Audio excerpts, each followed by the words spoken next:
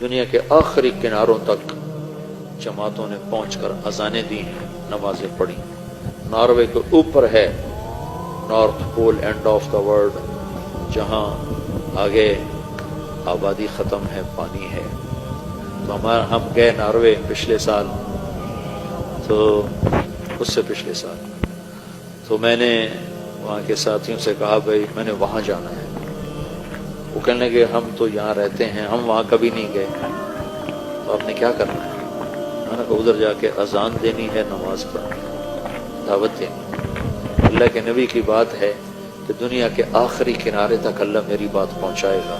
بس یہ شوق ہے کہ مجھ سے پہلے بھی لوگ پہنچے ہوں گے، پر میں بھی ان میں شامل ہونا چاہتا ہوں کہ میں کہوں کہ یا رسول اللہ میری ملاقات ہو، تو یا رسول اللہ میں نے آپ کا نام اس آخری کنارے پر بھی لیا تھا۔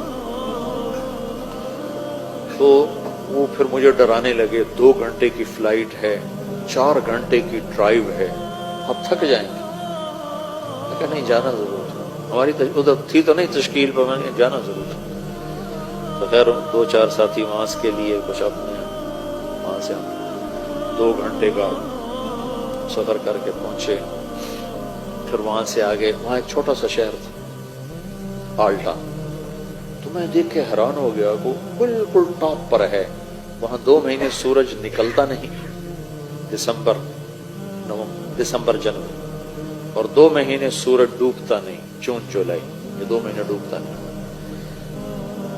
تو وہ آلٹا دنیا کا آخری شہر ہے نارتھ میں، وہاں سے روزہ جماعتیں نکلی تھی، اور وہاں گشت ہو رہا تھا، اور وہاں تعلیم ہو رہی تھی۔ کون تھے وہاں؟ صومالیہ کے مسلمان۔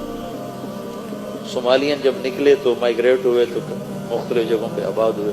صومالین مسلمان، انہوں نے وہاں مسجد بنائی بڑی خوبصورت چھوٹی سی، وہاں سے روزہ جماعت 3 دن کی جماعتیں نکل رہی تھیں، گشت ہو رہا تھا، تعلیم ہو رہی تھی۔ انہوں نے ہمیں گاڑیاں ہو گئی، تو میرے سامنے بیٹھا، کیا کہ تو میری سن، تو ادھر کیا دے، تو یہاں ٹیچر بن کے بیٹھا ہے کہ میری سننے بیٹھا؟ اچھا پھر میری سن۔ تو وہاں سے انہوں نے ہمیں اپنی گاڑیاں دی، تو ہم وہاں سے 4 گھنٹے مسلسل چلے، اور آخری کنارے پر ایک گاؤں ہے چھوٹا سا، جس کی 1,500-2 ہزار آبادی۔ تو اس میں جو پہلا مسلمان ہمیں ملا، اس نے کہا میرے 10 دن تبلیغ میں لگے ہو۔ پھر وہاں سے ہم آگے 1.25 گھنٹے کا آگے سفر تھا، اس گاؤں سے آگے 1.25 گھنٹے کا سفر تھا۔ تو اس وقت کوئی رات کے 12 بج رہے تھے اور سورج ابھی کھڑا تھا، 4 اگست تھا، تو اگست میں سورج ڈوبنا شروع ہو جاتا، تمہارے پہنچتے پہنچتے سورج ڈوب گیا۔ تو پتہ چلا کہ 25 منٹ کے بعد سورج نکل آئے گا، صرف 20 منٹ اس نے ڈوبنا، پھر نکل آنا ہے۔ تو 20 منٹ میں ہم نے مغرب بھی پڑھنی ہے، عشاء بھی پڑھنی ہے، فجر بھی پڑھنی، تینوں نمازیں پڑھنی۔ وہ ٹائم ہی تھوڑا، اتنی 20 منٹ کی رات تھی، پہلے تو سورج چل رہا تھا، ہم پہنچے تو سورج ڈوب گیا۔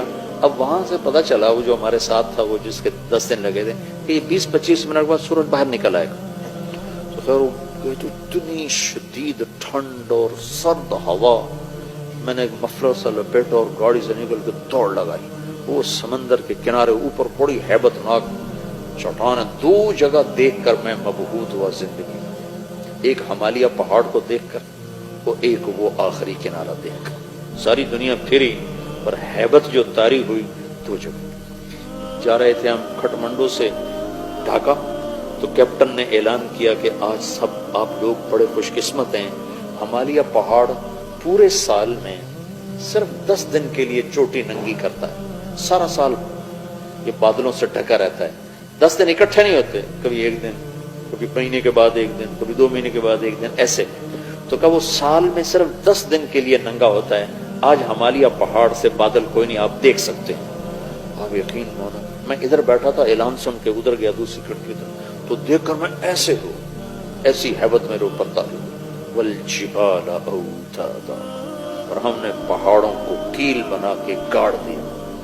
اس دن مجھے پتہ چلا کہ جس کے کیل اتنے بڑے ہیں وہ خود کتنا بڑا ہوگا۔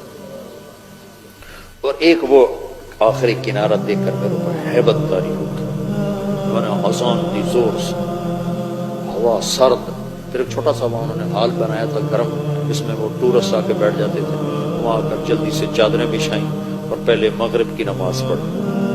نماز پڑھ کے سنتیں نہیں پڑھی کہ ڈر لگ رہا تھا کہ سورج نہ نکلا.